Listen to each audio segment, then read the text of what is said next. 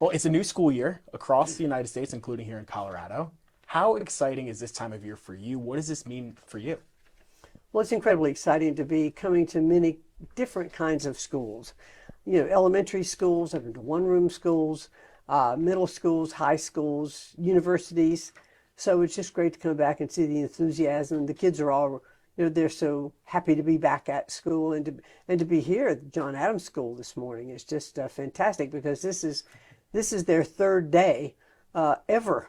Not just the third day of this school year, but their third day. So this is a brand new facility, and it's great to come in and it's in classical format here, and I'm enjoying very much visiting different classes and just sitting and watching the kids and listening to the teachers. It's great. Absolutely. We'll touch more on John Adams specifically in a moment, but you are here as part of the Returning Education to the States tour for people who are going to be watching this here in Colorado who may not know what this initiative is. Explain it to folks and what it could mean for their child's education. Well, returning education to the states is really the president's initiative that the education should not be run from a bureaucracy in Washington, D.C., but it should be at the state level with parents who know and care more about their children than anyone else, working with local education leaders, working with governors of states to make sure that the programs are those that parents, want to have, for their children. And so it's really good to see that. As you've been touring all these schools across the United States and here in Colorado, what have you been hearing from staff, faculty, teachers, parents, students, etc., about what they want in education in this new age that we're in? Well, they clearly want to see their children succeed. It's all about children's success. They want them to be able to read, first and foremost. I mean, throughout our country, we're at about a 30 to 35% proficiency level in reading across the country. That is absolutely a travesty. We set up the Department of Education in 1980. It was voted on and established by Congress. Since that time, we've spent $3 trillion to consistently watch scores go down. And so what are we doing wrong? How are we going to reverse this trend? So what I am really heartened to see by educators across the country, and by the way, the Department of Education doesn't control any curriculum. I don't hire teachers. I don't buy books. I don't do any of that. And so basically what we are is a pass-through agency for the funds that are appropriated by Congress. And so when we first started talking about returning education to the states, one of the things that we would like to see more states opt into is our returning education to the states waivers. And governors can do that. And state superintendents submit their plan for the use of these funds to the Department of Education, and they can take several funding streams and kind of block grant it to themselves, if you will. Okay. And they can spend that money in the state where they see the money needs to be spent more. Does it need to be spent more in teacher development? Does it need to be spent more over here in this place or that place?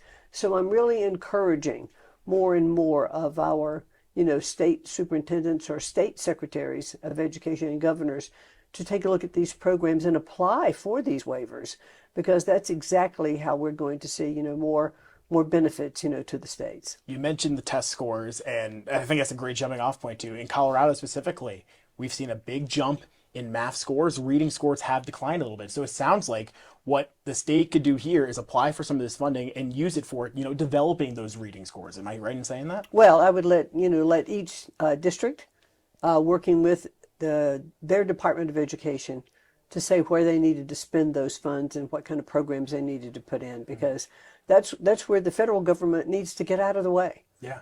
We shouldn't be looking at that for the individual states. Why do you all feel it is so important for the federal government to kind of take a step back and leave it to the powers of the states? Because it is very interesting. No school district is alike. There is no one-size-fits-all approach to education. So what made you all make this kind of switch from the quote-unquote norm of yesteryear?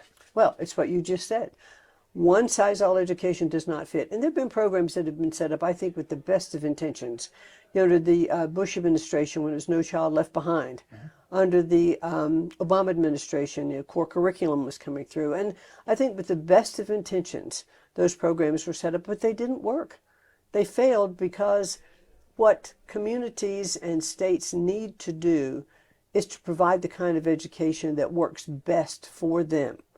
And we just have to let them do what is best for the students that are in their states. So I guess that parlays into the next question of why is this different? Why will this work for Colorado students and students across America?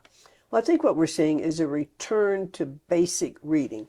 One of the biggest issues across the country and why our scores are so low are all of the different kinds of reading programs that have been put in place. Again, I think some with the best of intentions. However, what we really found through the program called the Science of Reading is returning to basics of phonetic sounding and phonics. And it works. We saw it in Mississippi with the Mississippi Miracle when it took a while to get that program put in place, and it took a few years. But boy, did we see the scores. They were like next to last or last, and now they're middle of the pack or slightly above, just in that period of time, and having great success. So we're seeing other states adopt the science of reading. They've gone to, to Florida, to Texas, to Iowa, and many states because they are seeing the results of that. And once you can learn to read and read proficiently, then you're going to see all the scores go up. Everything else falls into place. It does. Because if you can't read, you can't do math, you can't read math problems, you can't understand them, you can't do anything. Reading is really essential. And, for the first 3 years, you are learning to read. And then after third grade, you are reading to learn. Absolutely. We're here at John Adams Academy. You mentioned before how impressed you've been with how this school is in its very, very short existence. What makes this school a model for what you all are trying to promote through the returning education to the states initiative? Well, I've just really superficially toured some of the classes today, but what I found intriguing, sitting in on one of the literature classes, and it was explained to me that teacher was teaching what was called a phase program. And the teacher was using different skills, reading out loud, having other students read out loud, going to a particular time frame in which she would say, okay, just read the next paragraph and then pick out this word and tell me, let's discuss it. And the class was so involved and really enthusiastic about what they were doing. And I said, this is really cool. I think that was fifth grade that I was in. And so these children clearly, these scholars, as they're called here at John Adams, are, I think, really developing not only their reading proficiency, but also the fluency of reading and understanding. What makes this school unique, it is a charter school here in Colorado. Luckily, here in Colorado, there is the ability for school choice. You can choose a charter school if you like. You can choose a private school. You can choose a public school. What's being done to make sure, though, that all schools, regardless of what type it is, has the resources available to them to provide the best education? Because ultimately, for parents, they want to make sure that their kid is getting that best education possible. Well, in terms of what the federal government does, our funding is formulaic. It's the Title I, the Title IVs and all of that, and the IDEA funding for children with special needs. So that funding is formulaic. There are some grant programs that different states, apply for. To do special projects in their districts, but the basic funding comes from the states. 90% of the funding from education comes from states, and from different towns. Never how that state has it set up to provide the funding for education. So the federal government really only provides about 10%. So when you see a school like this, which is a charter school, they have to apply for the charter and they have to get it approved. They still get the per pupil funding that a different kind of public school would get as well. And so they have to operate within that funding budget. And so I do know that with charter schools, there are often philanthropic groups who can come in and offer more money because it's difficult for a charter school. They have to provide their own facility as opposed to a public school. Yes. So this is a model that I think has been very successful here. I'm talking about John Adams. This is working very well. Take me behind the curtain, if you will. You mentioned before that the federal government only really provides about 10% of funding for schools across the United States. What are those conversations like with the states themselves to make sure that, again, what they're doing best aligns with what the administration and the education department is doing? Or is this kind of part of your all's initiative to take that step back and really leave it to the states for what they try to do? Well, that's exactly what we're looking to do. We're looking to shut down the Department of Education, because the money is going to continue to be appropriated by Congress and it will then flow directly to the states. Take out the middleman, if you will, of the bureaucracy of the Department of Education, because we just don't need it. It wasn't stood up until 1980, and before 1980, title funding was still coming through, IDEA funding was still coming through, and so we can do it with a lot less bureaucracy and hopefully then have more money for the states. And when I was mentioning a little bit earlier about the waivers, the return to education of the state waivers, what we found, we've already authorized 6 of those in 6 different states. And the projection is that we will save about $100 million for those states from having, compliance costs and regulatory costs for that funding that would come through those individual streams. So then they have more money to work with in their state. That's already available. And so, we encourage, other governors to reach out. Forgive me for putting you on the spot here, and if you don't know the answer, totally fine. But has Colorado reached out for this? Because it seems like a big win opportunity. Governor Polis, I think, has been, he is a great education governor, and he's really a strong proponent of school choice, et cetera. But Colorado has not yet done the return the states to the waiver. Okay. I want to end here, and I appreciate you for your time. This is something that we have covered closely at Denver7, is the president's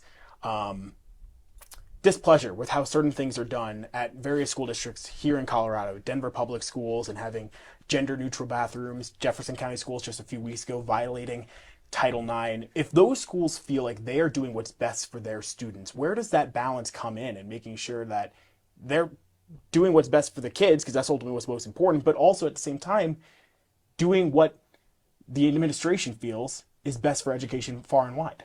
Well, it's federal law. The boys are boys and girls are girls, and the transgender, movement is just one that is not in keeping with this administration's views. And certainly the Supreme Court has held up the definition of male versus female. And in that case, really, the federal law has to prevail if the school, in fact, is getting federal funding. Okay. Secretary, thank you so much again for the time. Anything else I didn't ask that you'd like to add? Well, I'm just very pleased to be here in Colorado and to visiting some of the schools. I was at the Ascent School yesterday and here at John Adams School today. And this is my second trip in Colorado visiting schools. Prior, I was at, I think it's called Arapahoe or Arapahoe. Arapahoe. Arapahoe. There you go. In Colorado Springs, and what a great technical Beautiful. school that is, and just a wonderful opportunity that kids are having there to go, directly, getting dual accreditations, et cetera. So those are the kinds of things that make me very happy to see. Awesome. Secretary, thank you so much again for the time. Thank you very much, Tyler.